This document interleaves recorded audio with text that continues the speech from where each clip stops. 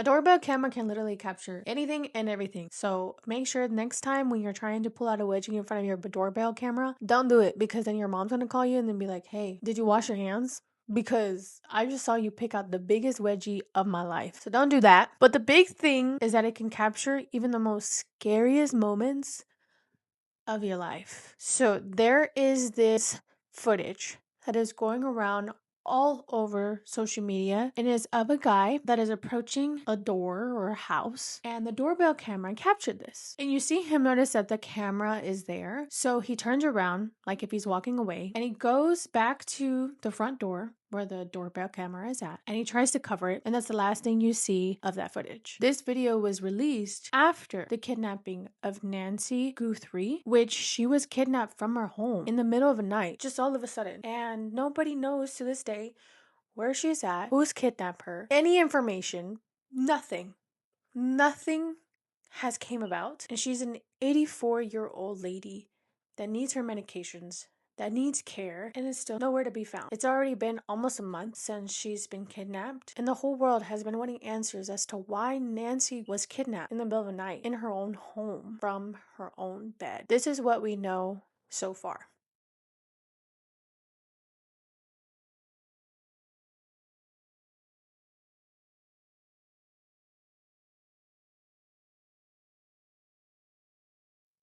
Viewer and listener discretion is advised.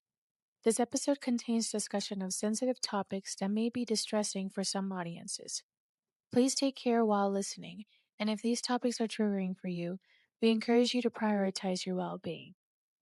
Welcome to Taste the Tea Podcast. I'm Teresa, and in this podcast, we talk about true crime. So, if you're interested in true crime, please subscribe, like, comment, and if you want to watch more about true crime, please watch my previous episodes. So, this one's a little bit crazy. Okay, this is a very recent. We have been, or the reason why I say we is because the whole media, everybody, has been on this case and trying to figure out what happened to Nancy and why did they want to kidnap her, which is weird. Obviously, this whole situation came out of nowhere, so everybody's wondering, okay, who was Nancy? Why would people want to kidnap her? I mean, we still don't really have answers to that, but we know a little bit about her. So, Nancy Guthrie, she is the mother of Savannah Guthrie from the Today Show. Nancy has appeared a few times on the show, surprising her daughter, just having little moments here and there. It seemed like the world kind of already knew who she was. She is 84 years old, and she lived in Catalina Foothills, Arizona. She has 3 kids. So Savannah is obviously one of them. And then she has another daughter named Annie and a son named Cameron. She is also a widow. Her husband had passed away when he was 49 years old. I believe from what I was researching, I'm not 100% sure if this is true, but allegedly he had passed away because of a mining incident that happened in Mexico when he went on a trip. So, but he was 49 years old when he passed. According to Nancy's family, she was literally mentally sharp.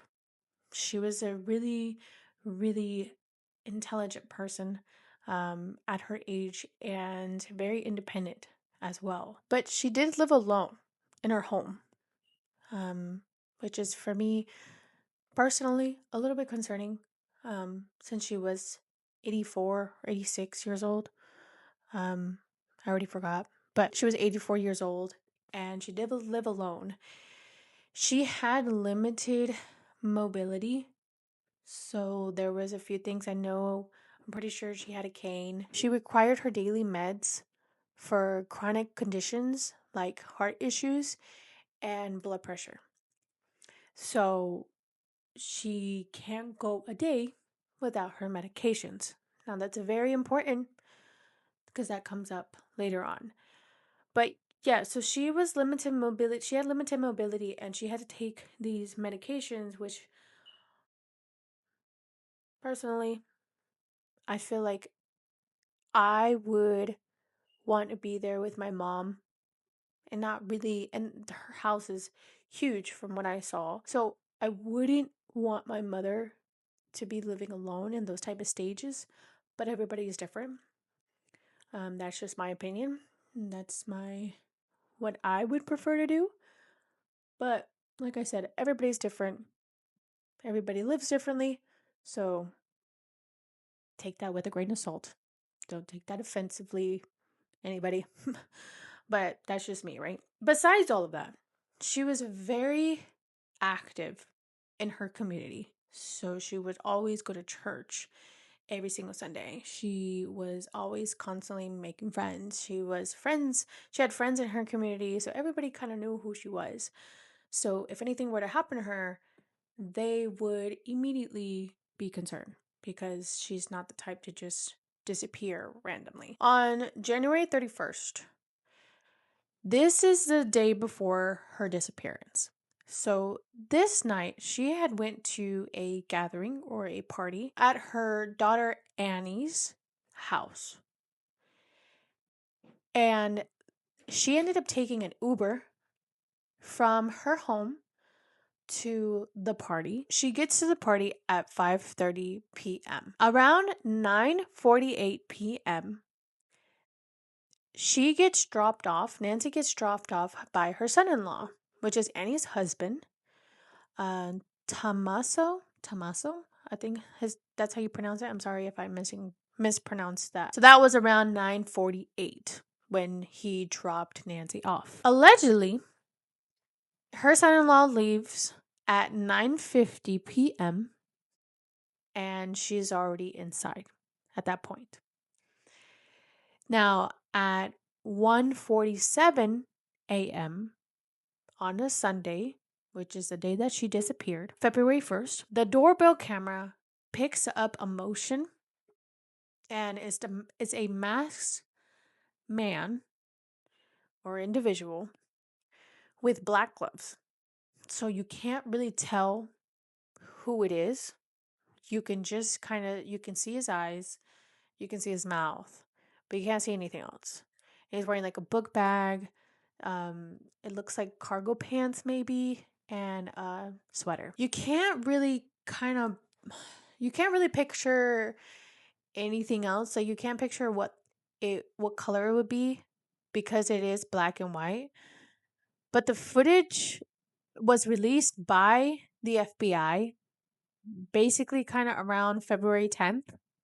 And the internet has tried as much as they can to color change it, zoom in to this person's features. They even gone so far to even say that it's Savannah or the son.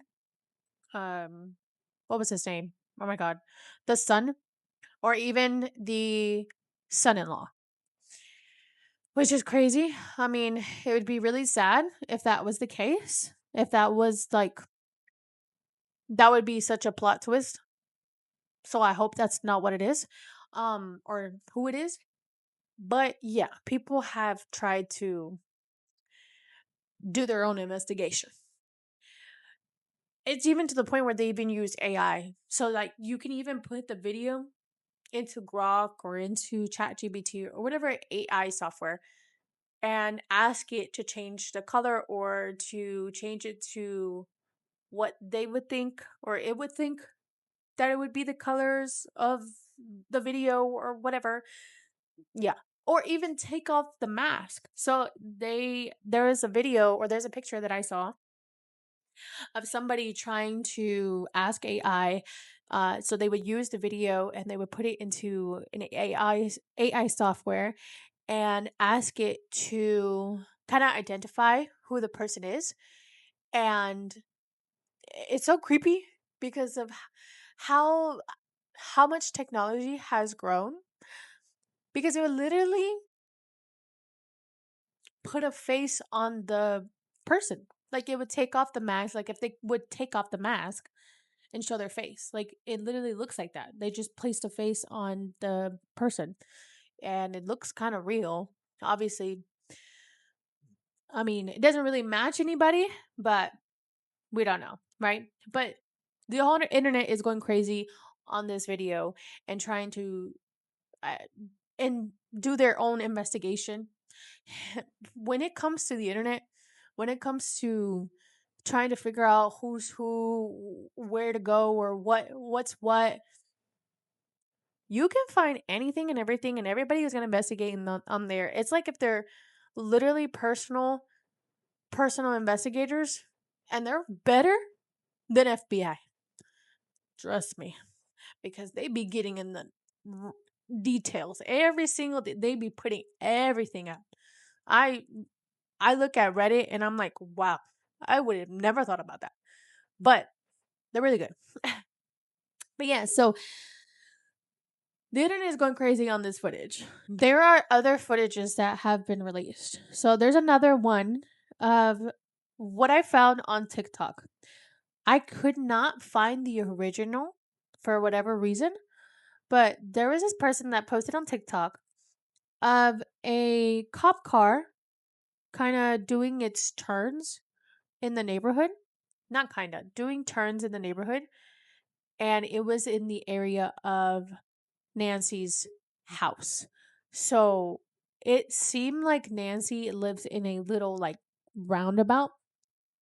And you see the cop car from the neighbor's camera making a circle, making a little roundabout, or making a little U turn.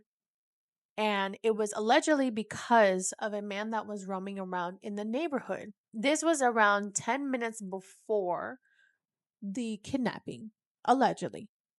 Not 100% sure if this has anything to do with that, but there was a footage that allegedly came out that seemed like a cop car was roaming around. You could see the cop car's lights and everything, so you could tell it was a cop. But I don't know if this is related to anything. There's another footage of a man in the neighborhood on January 23rd, allegedly around 3:30 a.m. And this was 6 miles away from where Nancy lives. So people are stating that their features look very similar, but I don't think it does, personally, in my opinion. Um they're not wearing any mask and they're not wearing any gloves. But this man looks like, I don't know if he's trying to I don't know if he was homeless, but it does seem like he was not fully okay.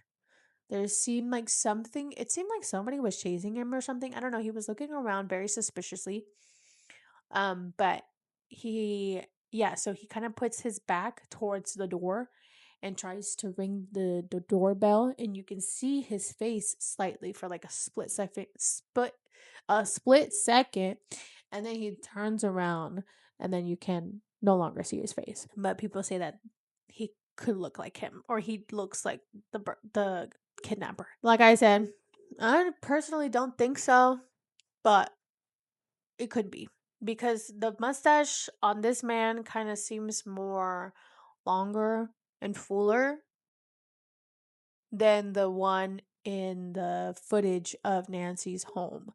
So I'm not sure with that one. So another footage, so there was this person that was walking around on the neighbor's home, and it was about 4.4 miles away from Nancy's home. He just walks away, so he walks kind of next to the car of the neighbors. He walks into the driveway, and or I don't know if it's a he or she, but they walk through the driveway and they walk away from the house, and you can only see their back. You can't see anything else. They do have a book bag, which the guy in the video of the footage of the doorbell camera of Nancy's home, they were also wearing a book bag. So it could be the same person. I'm not sure. But the only thing is that it seemed like they had another sweater tied to their waist, or they had a longer jacket. So in the footage of Nancy's doorbell, this person's jacket is like tightly zipped and it doesn't look like loose at all. So it just didn't seem like that could be the same person, or that could be the neighbor. I don't know, because the neighbor supposedly, allegedly, released that footage of from their camera of that man or person roaming around. So I don't know if could be related to the kidnapper of Nancy. So I'm not 100% sure. This last footage is of a man in the neighborhood. Not 100% sure if it was the same night as when Nancy was kidnapped. But this man is literally, he has his book bag, and it seems like he throws it over a gate. I don't know if this is his home. I don't know who this man is. He doesn't have a mask either, like as in the last one. He doesn't have a mask. He doesn't have any gloves. But his outfit seems a little bit similar to the guy in the doorbell camera. But like I said, we can't really say that this is the same guy because the guy was wearing a mask from the doorbell camera. So who is this man? Who knows? I don't know if he was trying to break into a house or what. I don't know. I don't know. But all of this neighborhood is weird and creepy, and it's like, where why is this happening way too often in this neighborhood? What is going on? Like, is there no surveillance cameras like around the neighborhood? Is there no like security? That's what I meant to say. Is there no security around the neighborhood? Like, what is going on? Like, why is this happening so often? Like, why is there a lot of stories coming out or footages of men, or not men, of people trying to break into people's home or whatever. I don't know what it is, what they're trying to do, but it's really creepy. It's really creepy. It doesn't seem like this neighborhood is safe. So if you live there, you need to get out today. Pack your bags, find a new home. This is not a safe neighborhood at all, as we see now. I'm going to continue back into the timeline. After this kidnapping, after the doorbell picks up this random person in front of the house. That was, like I said, at 1:47 a.m. in the morning of February 1st. Now at 2:30 a.m., Nancy's pacemaker was disconnected from her phone. So if you don't know what a pacemaker is, because I didn't know either, a pacemaker is an artificial cardiac pacemaker. It's an implanted medical device that generates electrical pulses delivered by electrodes to one or more of the chambers of the heart. Each pulse causes the targeted chamber to contract and pump blood, thus regulating the function of the electrical conduction system of the heart. So she needs that. She needs it to survive. But it was disconnected from her phone. So it seems like they either turned off her phone to disconnect her pacemaker to her phone. Because obviously a pacemaker is surgically put into your body, kind of in the chest area where your heart is. So that's what happened at that time. So now her pacemaker is disconnected from her phone at 2:30 a.m. At 11 a.m., her family was informed by church friends or churchgoers that Nancy did not attend church, which is, like I said before, it's very odd that Nancy would not attend church. So obviously it felt as if they needed to tell someone, her friends at church, because it's not like her. So they informed the family that she did not attend church that morning. At 11:56 a.m., relatives ended up going to Nancy's home, come to find out that she was nowhere to be found. Her meds were still there, which is the most important part to her living. So she needs to have those meds every single day. Now at 2:03 p.m., this is when they ended up calling the cops. So when the cops were called around 12:15 p.m., cops arrived to Nancy's home. Now what they found at her home, like I said, was the medications, but they also found little blood spots in her on her front porch area. They were very small. They stopped at a certain point, so it wasn't like a gush of blood anywhere else or any other type of blood anywhere else. It was just those small little drops. And they ended up testing the blood, and it comes to find out it came out to be Nancy's DNA. It's so sad that Savannah and her siblings have to receive this news, that their mom is was kidnapped, and there was obviously blood, so she was bleeding from something, from some form away, and she doesn't have her medications, and they don't know where she is or who took her. So immediately, a missing person flyer was put up. And this missing person flyer of Nancy Guthrie, there was an reward of $50,000. They even put this flyer up on the billboards everywhere. So right now there are a few billboards up of Nancy Guthrie, of her missing flyer, of the missing person. The whole world found out about this immediately, and everybody started investigating. Now this is when the investigation started. Like I said, it went super viral around social media. TikTok, Instagram, the news, everywhere. Savannah ended up posting on February 2nd on Instagram with a picture that just says, "Please pray." And this was a day after she was kidnapped. And the caption reads, "We believe in prayer. We believe in voices raised in unison, in love and hope. We believe in goodness. We believe in humanity. Above all, we believe in Him.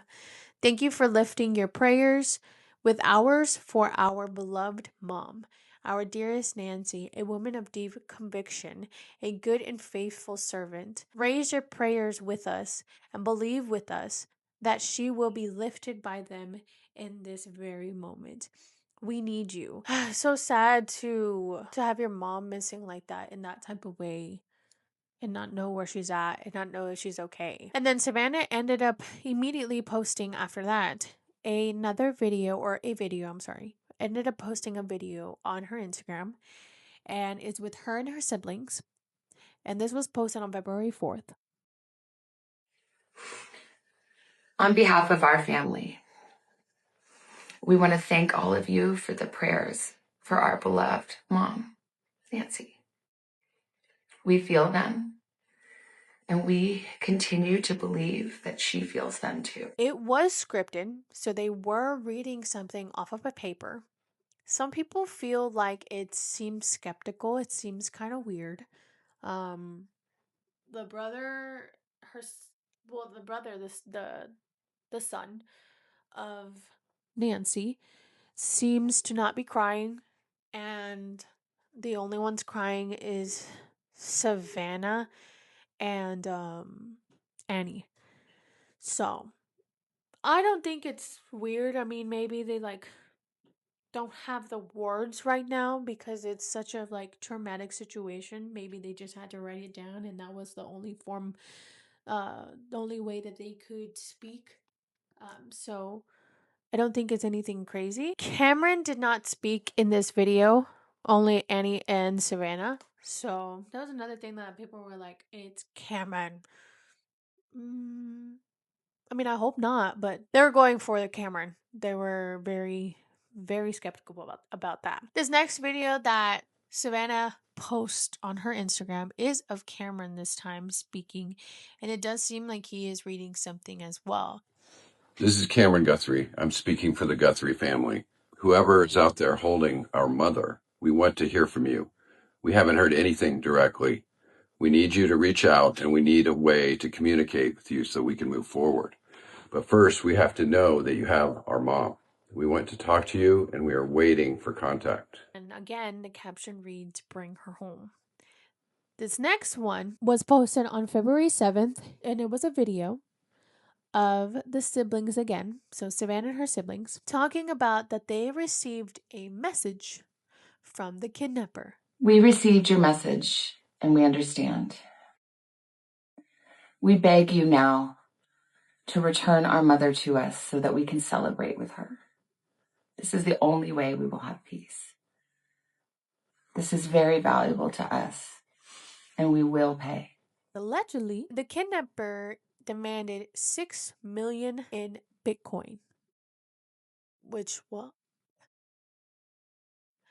I didn't know people ask for Bitcoin like that. I thought, usually it's like, I want 6 million cash right now, but no, 6 million in Bitcoin.